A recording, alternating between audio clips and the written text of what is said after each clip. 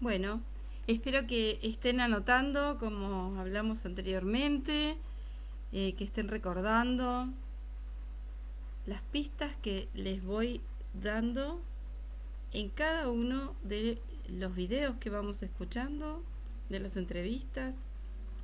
Ahora vamos a seguir escuchando a el programa de Cuéntame tu historia con Isabela Orellana,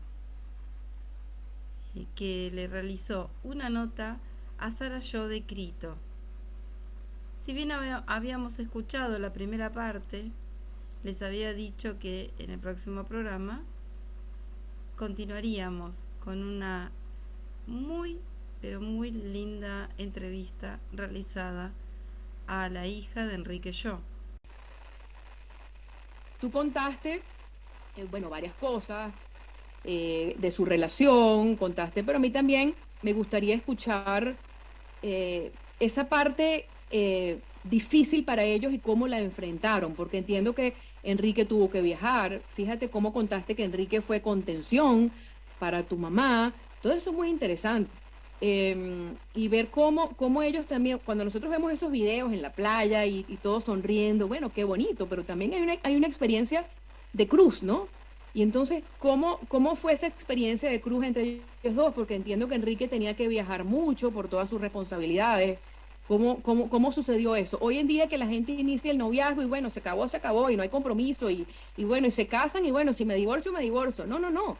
Aquí había un compromiso desde el inicio. ¿Cómo fueron llevando ellos esos pasos? Eh, y bueno, con mucha fe en la providencia, porque tuvieron, se puede decir, cuando uno empieza a ver la cantidad de problemas por los que atravesaron, es increíble. Por ejemplo, en las cartas, él está atrás, está la Segunda Guerra Mundial, como que tenía miedo de que le hundan el barco y todo eso. No, no, no, él no lo ponía, pero ella sí ponía sus temores y esas cosas así.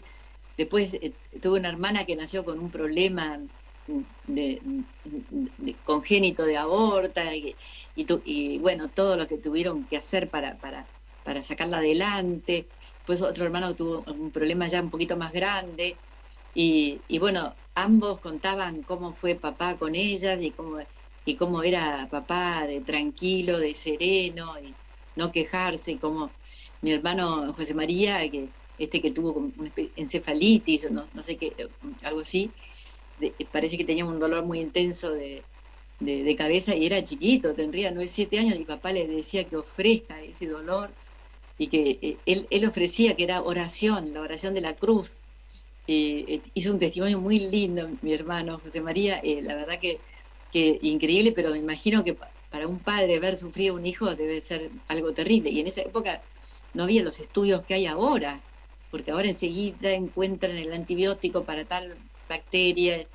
Aquí era todo muy peligroso, todo, pero papá siempre, siempre eh, tenía fe en la providencia y decía que sea lo que Dios quiera, que sea lo que Dios quiera. Él ya antes de las cosas sucedan, ya aceptaba y sabía que eso era la providencia, lo mejor lo vimos con su enfermedad, también se estaba entregado, sabía que era todo para bien. Ahí escribió un librito sobre la Santísima Virgen, pero que no lo pudo terminar, pero que habla mucho de la Virgen al pie de la cruz, pero enseguida lo conecta con la resurrección, ¿no? O sea que yo lo leo y me estremezco cada vez que lo leo, porque pienso, es lo que él estaba pensando cuando estaba tan enfermo, que estaba al pie de la cruz, pero que sabía que iba a haber una resurrección. Era algo muy especial. Y cada tanto lo leo y cada tanto me acuerdo de la actitud de él ante su cáncer terminal y todo, de su serenidad y esa ejaculatoria que decía que sea lo que Dios quiera. Tuvieron muchos problemas, pero las llevaban sus cruces con dignidad y con buena fe y con una gran confianza en la providencia y bueno, era así papá. mamá comentaba de que, que ella lo seguía, pero que no tenía tanta fe como papá. Me parece que a veces me quería matar. Me acuerdo que ya hay un episodio de que ya era al final de su vida, ella sabía que se iba a morir de cáncer muy joven, porque la empresa que trabajaba era una fábrica de vidrios, que estaba, la mayoría de las acciones eran de una empresa norteamericana, de Corning, porque yo nací ahí en Estados Unidos, en Corning, porque papá estaba trabajando ahí, estuvo un año en una pasantía, y entonces eh, acá había muchos líos políticos como siempre, y entonces la fábrica estaba un poco parada, entonces llegó, los norteamericanos hicieron un estudio y dijeron, bueno, que separen los hornos y que despidan a 1.200 personas, porque no hay demanda, no hay demanda. Y entonces ahí papá parece que reaccionó y dijo, si despiden a alguien, yo renuncio. Y mamá, cada vez que contaba eso, se le llenaban, la única vez que la vi que se le llenaban los ojos de lágrimas, yo creo que un poquito de rabia todavía le daba después de 60 años, ¿no? Decía, y él estaba por morirse y me iba a dejar a mí con 9 hijos, sin obra social. Pero él tenía mucha fe. Y efectivamente viajó a Corning, y como se llama, y allí explicó, mire, esta gente es calificada. Ustedes la despiden y la gente se va a otro país, qué sé yo. Y después hay demanda, y le demostró todo con las estadísticas, como si esto siempre había habido vaivenes. Y parece que a los 2 meses, que entonces dijo que como que se podían hacer muchas obras de sótanos, de depósitos, aunque no hubiera pedido de los envases de vidrio, y al poco tiempo vino una gaseosa, les encargó las botellitas chiquitas, que en ese momento era un shock, porque nadie tomaba las botellitas chiquitas, como que fue una locura, se puso muy de moda, ¿no? No voy a decir la marca. Entonces, se activó la demanda y la fábrica empezó a funcionar bien, y bueno, lo felicitaron, porque si esa gente no hubiera estado ahí, no es tan fácil conseguir un vidriero, porque tienen que estudiar química. No sé cómo es el tema, pero no es como, como alguien que trabaje en otros gremios, que por ahí en un año ya aprenden, ¿no? Esto es un poquito más complicado, tienen todo un sistema que van subiendo de nivel de a poquito, y son hornos muy peligrosos, porque creo que se tiene que fundir vidrio a 1.000 grados, todo eso. Entonces lo felicitaron, porque la gente se hubiera ido, era gente que sabía, y se hubieran dispersado por todos lados, porque hay argentinos por todos lados, yo creo que ¿cómo se llama? Así que él ahí, bueno, su esposa no quería aquel día que iba a renunciar, pero ella aceptó dijo, no, yo me daba cuenta, lo contaba 50 años después, y todavía sentía ella la emoción de ese momento, pero dijo, bueno, pero si Enrique quería hacer eso, o sea, ella era una buena esposa también, porque ella no estaba nada de acuerdo, que lo despidan, pero que vos quedate en la fábrica. Y cómo se llama, o sea que ella también fue una buena esposa, aunque a veces se lo hubiera querido ahorcar un poquito, decía, porque ella sabía que se iba a quedar viuda, que se iba a quedar con los hijos, y que se iba a quedar sin fuente de ingreso. En cambio, si él se moría en esa fábrica, seguía no sé cómo es el tema del aporte jubilatorio y todo eso, iba a quedarse, se quedó con una pensión, claro, más protegida. Así que bueno, no sé si te aclara estas anécdotas, pero yo creo que eso fue lo más tremendo que vivió mamá, porque la manera que lo contaba se nota que fue muy fuerte, muy fuerte para ella. Pero ahí se muestra cómo eran como esposos los dos, como familia. Tenían mucha confianza en la providencia. Y bueno, y la providencia actuó, se puede decir, porque la fábrica sigue funcionando muy bien, a pesar que decían que el vidrio se iba a desaparecer porque venía el plástico. Hace poquito el que está en el lugar que estaba mi padre como gerente, vendría a ser, me mandó unas fotos que que en la entrada ahora no hay tanta gente como antes. En ese momento había 4.000 personas, 2.000 a la mañana y 2.000 a la tarde, una fábrica muy, muy grande. El que está ahora, que es una persona buenísima, y que nos ha invitado a la familia, porque pasó por varias manos esa fábrica después, que fueron los de la norteamericana. Esta persona nos mandó fotos de que hay una vitrina con cosas, con los libros de papá, y se puso una corbata que no era de mi papá, pero bueno, era de la época de mi papá, y un reloj. Dice que la gente muchas veces se persigna al entrar a la fábrica. O sea que se siguen acordando de él.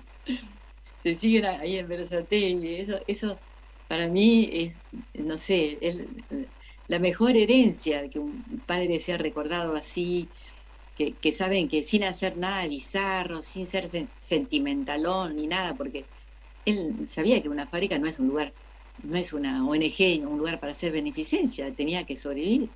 Y los argumentos que dio eran argumentos racionales, ¿no? Decían, esto, miren las estadísticas, miren la oferta y la demanda en los últimos años, miren esta gente que es calificada y qué sé yo, y bueno, y todavía sigue funcionando, porque el vidrio sigue usándose, porque algunas cosas del plástico no sirven por el tema de la contaminación, no sé qué pasa, así que increíble que sigan ahí a todo lo que da.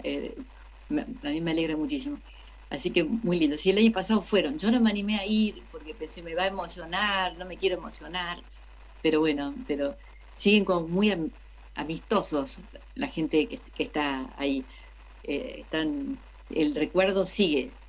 Según la postuladora Silvia Correales, nuestra amiga común que nos presentó, ella dice que eso se puede decir que es fama de santidad, cuando hay un recuerdo que dura más de 50, 60 años, y sin hacer nada raro, porque nadie se acuerda nada raro de mi papá ni de mi mamá, eran padres comunes, pero sí, lo no común era que ellos valoraban muchísimo lo que es un hogar cristiano, lo que es un matrimonio cristiano.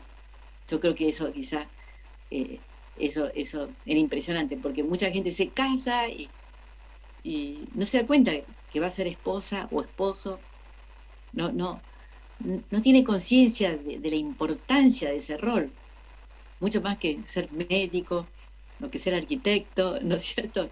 Es construir una familia, ¿no? Que es algo tremendo, una responsabilidad linda, posible, pero hay que valorarlo. Así que bueno, no sé si te respondí lo que vos me decís, de cómo eran como cristianos, cómo era su vida muy normal, pero y no hacían nada raro, nada bizarro, eso sí, porque a mí me preguntan y dicen, no, yo no me acuerdo nada raro, y mis amigas tampoco. Se acuerdan de la alegría, sí. Y los primos de mamá, o los amigos, a Enrique le gusta jugar, decían, porque hacía jugar a los chicos. Y eso es lo bonito, eso es lo bonito y eso es lo sustancioso, Sara, justamente lo que tenemos que resaltar. Qué lindo, esa fe vivida con naturalidad, muy, muy, muy lindo. Y algo también muy interesante es el momento en el que esa causa comenzó a florecer o a darse a conocer en pleno periodo de pandemia. Ya sabemos, sobre todo para estos países de Latinoamérica, cómo la pandemia afectó a muchas familias, afectó a nivel laboral, pero bueno, salimos adelante y ahí está ese ejemplo. Confianza plena en la providencia no quiere decir que nos vamos a quedar achantados, cruzados de brazos, no. Es confiar también en uno mismo, en lo que Dios hace a través de cada uno de nosotros, en la inteligencia que Él nos da para materializar las cosas, en los caminos que Él nos muestra. Él estaba claro en lo que tenía que hacer, ¿no? Y da mucho gusto cuando uno ve esas entrevistas de los nietos, de los empleados que estaban bajo su supervisión en aquel momento, y cómo cuentan esas historias, cómo han salido adelante. Lo importante es que Enrique Shaw trascendió como familia. Cuando uno ve ese familiote, cuando uno los ve a ustedes en esos, bueno, celebrando los cumpleaños, todos juntos, aquel pocotón de nietos, eso es hermoso. Y eso es lo que tenemos que resaltar. Y es un inspirador inspiración también para aquellas personas que en este momento estén pasando por alguna dificultad laboral. Pues bueno, pídale a don Enrique, pídale a don Enrique Shaw, él es venerable. Pídanle para ver si también pues él intercede por ese milagro que se anhela. Y yo creo que de eso se trata este asunto, ¿no? Y ya que nombraste a la postuladora, pues sí, cuando yo conocí esa causa, verdaderamente no fue algo que se limitó a una lectura, sino que realmente en ese momento eso me abrazó. Me sentí identificada absolutamente con todo el proceso, desde la forma bueno, como vivimos aquí en casa, como mi esposo lleva las cosas, también yo misma, o sea, hasta con Cecilia, fue una cosa muy linda, ¿no? Evidentemente tenemos que entender que nuestros santos y beatos son intercesores. Y vamos a explicarles un poquito a las personas que se han conectado, porque eso es un proceso largo.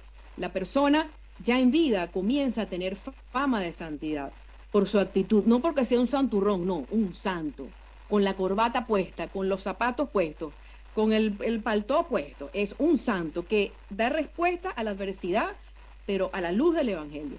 Entonces ya Enrique pues comenzó en vida a tener fama de santidad. Eso es lo que sucede. Y ya una vez que deja, el candidato deja esta vida y parte al cielo, pues entonces comienzan a contarse esas historias y la iglesia comienza su proceso de investigación. Vamos a tratar de explicarlo facilito, ¿no?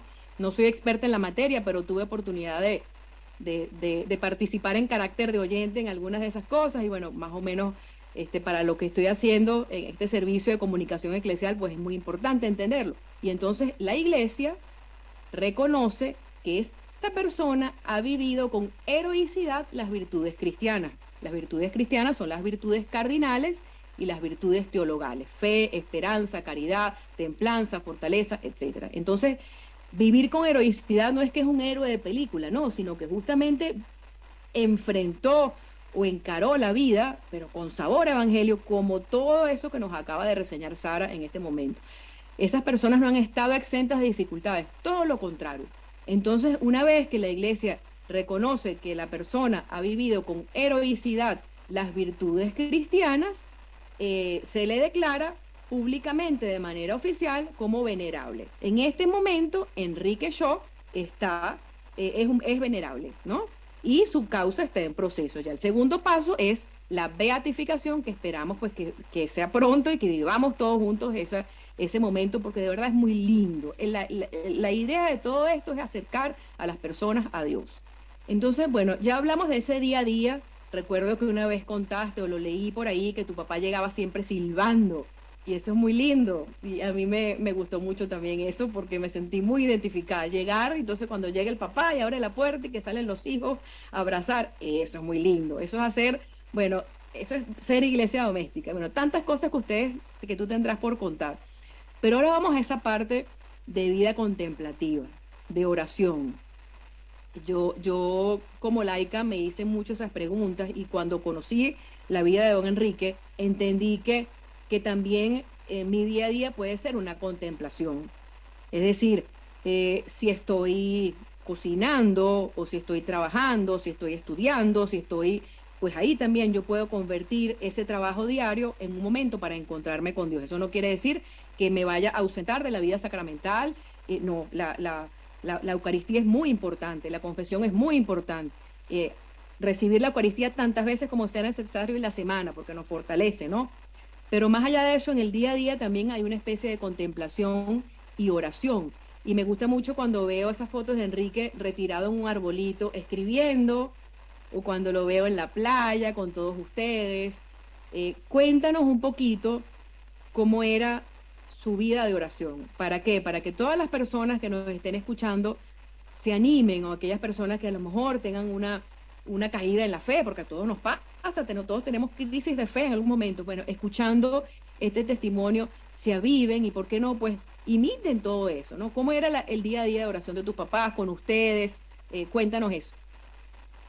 Sí, lo que más percibo como algo fuerte y que lo diferenciaba de otras personas así, sin hacer nada raro, era que él tenía como una gran autoestima.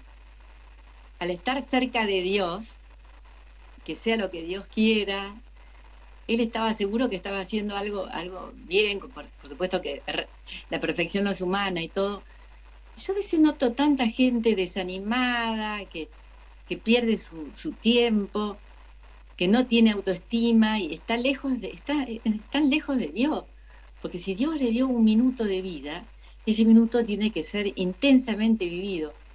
Yo no me acuerdo bien, pero él hablaba del deber de Estado. En ese momento, creo que está en el catecismo, no en el grandote que tenemos que tener ahora, que da pereza de abrirlo, sino uno chiquito que tenía cuando estaba en el colegio.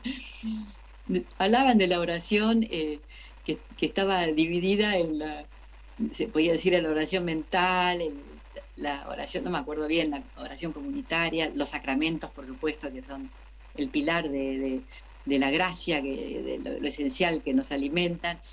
Y también hablaba de la oración de la cruz, que es la del dolor, la de la mortificación, que también, y también hablaba de la oración del deber de Estado, que ahí mencionaba a Santa Teresa, que entre las cacerolas, no sé qué cosa, ella, no me acuerdo cómo era el refrán, porque era muy graciosa la manera de hablar de ella, y él tenía plena conciencia que cada minuto era algo importante, y lo disfrutaba. Yo noto mucha gente como que no sabe para qué está, no le importa, no tiene tanto sentido de la vida, como desorientados, como que tampoco se autovaloran. No, me voy a dar un placer y se va y se emborracha, no, estoy hablando pavadas, pero eso no es cuidarse, no es cuidar cada minuto de su vida. Él valoraba todo mucho, tenía una gran intensidad por cada minuto, cada hora, lo vivía plenamente, eso es muy lindo, no es que dejaba pasar el tiempo y todo eso, sino que sabía que ese tiempo era un regalo que lo tenía que usar bien, no sé si. Entonces, la vida contemplativa de mi papá era un poco activa. Creo que a la postuladora le preguntaron que mi papá era muy activo, todas las cosas que hacía, pero qué pasaba con la vida contemplativa. Entonces, él rezaba a la noche, mi hermano que tuvo el problema de encefalitis, tenía dolores, a veces tenía mucho dolor de cabeza, entonces dice que no podía dormir y que lo veía papá a la noche con la luz prendida que estaba estudiando. Así que capaz que él se daba su tiempo antes del desayuno para leer algo, siempre estaba con algún libro. Siempre llevaba el Evangelio, que en ese momento había unos evangelios que no tenían después nunca más los volví a ver, que no tenían las epístolas ni los hechos de los apóstoles, entonces eran finitos. Siempre tenía una cruz, el rosario y un evangelio en el bolsillo. Cuando él podía lo abría, que yo. Y yo después una vez pregunté, no, ahora los evangelios vienen todos juntos, el Nuevo Testamento y el Viejo Testamento. Pero yo le digo, cuando yo era chica había uno que era los evangelios, sí, porque es más finito para llevar en un bolsillo de un traje de hombre. O sea que él siempre estaba, cualquier momento, y a ver los amigos que dicen que metía la mano en el bolsillo, estoy segura que rezaba una Ave María con el rosario que tenía en el bolsillo. Y siempre se lo sacaba y lo guardaba en la mesita de luz, todo eso.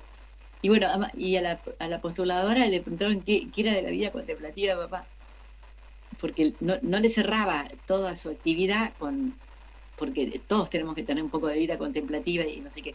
Y por suerte, mi mamá era muy celosa y defendió como una leona en las cartas de novios, no nos dejaban. Le decían, dame una carta. No, las tenía con llave, pero terriblemente, pero hizo bien, porque si no yo hubiera llevado 3 cartas, otra hermana 5 cartas, no hubieran estado. Después de tantos años las cosas van a la basura, se dispersan, pero juntas y bien acomodadas era como que eran un tesoro.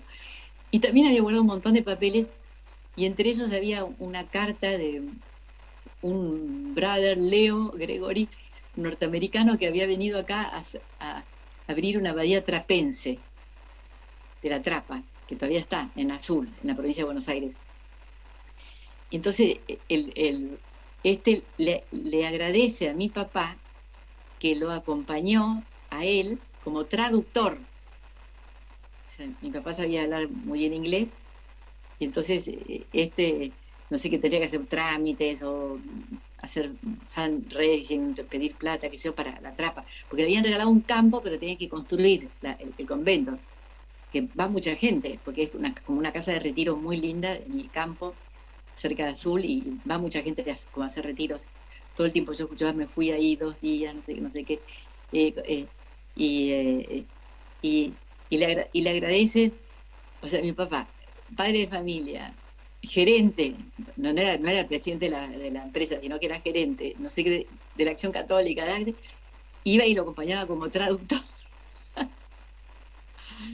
Y bueno, con eso se quedó satisfecho, que papá valoraba la vida contemplativa, porque los trapenses son contemplativos, ¿no? Así que yo decía pero qué bien que mamá guardó todas esas cartas y que no nos dejaba ni, ni, ni abrir la puerta del ropero donde tenía esos papeles. Era muy celosa, y qué bien que estuvo, ¿no? Porque esas cosas, eh, ¿a quién se le iba a ocurrir que iba a ser importante tener algo que atestiguara que mi padre había ayudado a una orden trapense? Todo no había sido, o sea que la vida contemplativa de él sería muy activa con el tema del deber del Estado, pero también todos los días leía, llevaba su evangelio, su cruz y su rosario, y muchos dicen que cada tanto metía la mano en el bolsillo y como para ayudarse a recordar, quizás una de María, no sé, yo no estoy metida en la cabeza de mi papá, pero sí me acuerdo de sus jaculatorias, que me dijeron que había varios santos, que no sé si era San Francisco de Sales o alguien, que decía que era muy importante, porque a veces uno no tiene tiempo de rezar un rosario entero, pero sí tiene tiempo que decir, Señor mío y Dios mío, gracias Dios mío. Él, yo ahí cuando escuchaba que de golpe decía eso, porque veía que yo una flor y decía, gracias Dios mío, qué linda esta flor, así, o sea que también nos hacía tener sensibilidad artística, porque nos hacía observar la flor y decir, gracias Dios mío, porque existe esta flor. Eso también es oración, ¿o no? No sé si te responde, no sé si es contemplativo o no contemplativo, pero al decir la ejaculatoria, yo me daba cuenta que estaba en presencia de Dios.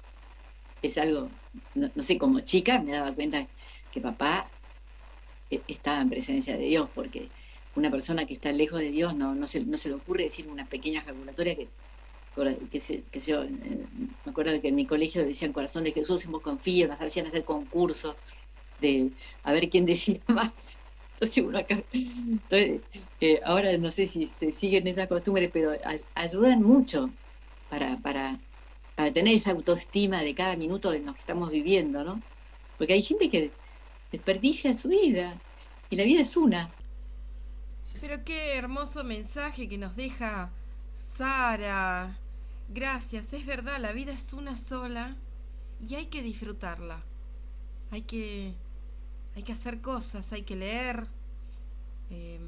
Este fin de semana a caminar, a estar con la familia, y si no se puede, hablar con amigos, pero hagamos algo.